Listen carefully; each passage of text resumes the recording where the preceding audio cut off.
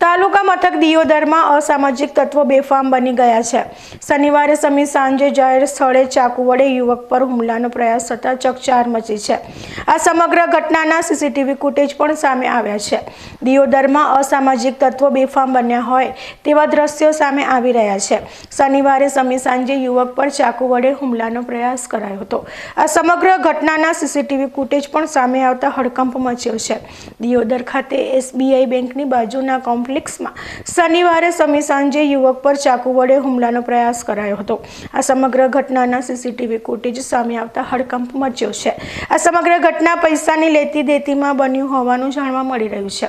જો કે આ બનાવ મામલે હજુ સુધી કોઈ પોલીસ ફરિયાદ દાખલ થઈ નથી, પરંતુ દિયોદરમાં અસામાજિક તત્વો બેફામ બની જતા પોલીસ તંત્રને પણ એક્શનમાં આવી બેફામ બનેલા તત્વો સામે કાયદેસરની કાર્યવાહી કરે તેવી લોકમાંગ પ્રબળ બની રહી છે।